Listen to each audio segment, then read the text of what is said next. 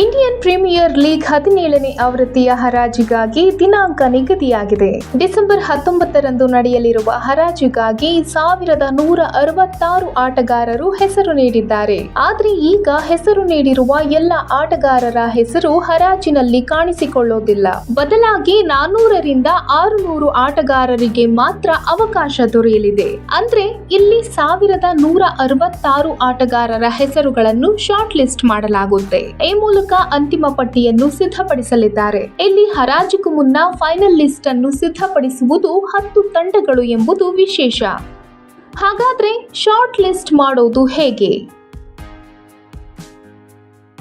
IPL ಹರಾಜಿಗಾಗಿ ಹೆಸರು ನೀಡಿದ ಎಲ್ಲ ಆಟಗಾರರ ಪಟ್ಟಿಯನ್ನ 10 ಫ್ರಾಂಚೈಸಿಗಳಿಗೆ ನೀಡಲಾಗುತ್ತೆ. ಆ ಬಳಿಕ 10 ಫ್ರಾಂಚೈಸಿಗಳು ಬಿಡ್ ಮಾಡಲು ಇಚ್ಛಿಸುವ ಆಟಗಾರರ ಪಟ್ಟಿಯನ್ನ ಸಿದ್ಧಪಡಿಸುತ್ತಾರೆ.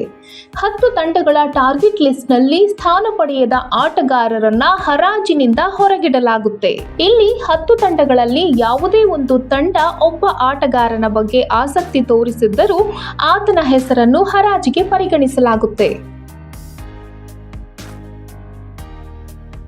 ಉದಾಹರಣೆಗೆ 10 ತಂಡಗಳಲ್ಲಿ 9 ಟೀಮ್ಗಳು ಕೇದಾರ್ ಜಾಧವ್ ಅವರನ್ನ ಶಾರ್ಟ್ ಲಿಸ್ಟ್ ನಲ್ಲಿ ಪರಿಗಣಿಸಿಲ್ಲ ಎಂದಿಟ್ಟುಕೊಳ್ಳೋಣ.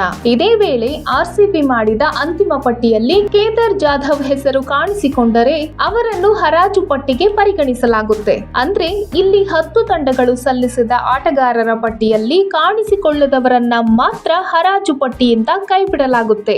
ಅದರಂತೆ 1166 ಆಟಗಾರರಿಂದ ಈ ಬಾರಿ 400ರಿಂದ 600 ಆಟಗಾರರು ಮಾತ್ರ ಶಾರ್ಟ್ ಲಿಸ್ಟ್ ನಲ್ಲಿ ಕಾಣಿಸಿಕೊಳ್ಳಬಹುದು.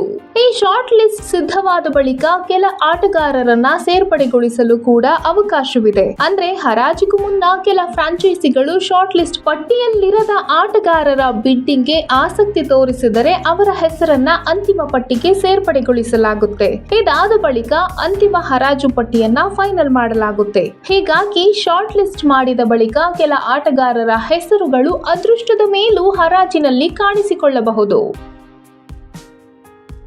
77 ಆಟಗಾರರಿಗೆ ಮಾತ್ರ ಅವಕಾಶ. ಈ ಬಾರಿಯ ಐಪಿಎಲ್ನಲ್ಲಿ ಕೇವಲ 77 ಆಟಗಾರರಿಗೆ ಮಾತ್ರ ಅವಕಾಶ ದೊರೆಯಲಿದೆ. ಅಂದ್ರೆ ಪ್ರತಿ ತಂಡಗಳಲ್ಲಿ ಖಾಲಿ ಇರುವ ಸ್ಥಾನಗಳಿಗೆ ಮಾತ್ರ ಹರಾಜು ನಡೆಯಲಿದೆ. ಐಪಿಎಲ್ ನಿಯಮದಂತೆ ಪ್ರತಿ ತಂಡಗಳು ಕನಿಷ್ಠ 18 ಆಟಗಾರರನ್ನ ಹೊಂದಿರಲೇಬೇಕು. ಇನ್ನು ಗರಿಷ್ಠ 25 ಆಟಗಾರರನ್ನ ಹೊಂದಬಹುದು. ಇದಾಗ್ಯೂ 25 ಆಟಗಾರರನ್ನ ಖರೀದಿಸಲೇಬೇಕೆಂಬ ನಿಯಮವಿಲ್ಲ. ಇತ್ತ ಪ್ರತಿ ತಂಡಗಳು ತಮ್ಮ ಪರ್ಸ್ಗೆ ಅನುಗುಣವಾಗಿ ಕೆಲ ಆಟಗಾರರಿಗೆ ಮಾತ್ರ ಬಿಡ್ಡಿಂಗ್ ಮಾಡಬಹುದು. ಉದಾಹರಣೆಗೆ ಆರ್ಸಿಬಿ ತಂಡದಲ್ಲಿ ಈಗಾಗಲೇ 19 ಆಟಗಾರರಿದ್ದಾರೆ. ಅಂದ್ರೆ ಐಪಿಎಲ್ ನಿಯಮದಂತೆ ಆರ್ಸಿಬಿ 18 ಆಟಗಾರರಿಗಿಂತ ಹೆಚ್ಚಿನ ಪ್ಲೇಯರ್ಸ್ ಅನ್ನ ಹೊಂದಿದೆ. ಇನ್ನುಳಿದ 23.25 ಕೋಟಿಯಲ್ಲಿ ಆರ್ಸಿಬಿ ಒಬ್ಬನೇ ಆಟಗಾರರನ್ನ ಅಥವಾ ಒಂದಿಬ್ಬರು ಆಟಗಾರರನ್ನ ಮಾತ್ರ ಖರೀದಿಸಬಹುದು. ಹಾಗೆಯೇ ಇಲ್ಲಿ ಪ್ರತಿ ತಂಡಗಳು ಒಟ್ಟು ಹರಾಜು ಮೊತ್ತದಲ್ಲಿ 75% ಖರ್ಚು ಮಾಡಲೇಬೇಕು. ಪ್ರಸ್ತುತ ಮಾಹಿತಿಯಂತೆ ಈ ಬಾರಿಯ ಹರಾಜು ಮೊತ್ತ 100 ಕೋಟಿ. ಇದರಲ್ಲಿ 75 ಕೋಟಿಯನ್ನ ಆಟಗಾರರ ಖರೀದಿಗೆ ವ್ಯಯಿಸಬೇಕಾಗುತ್ತದೆ.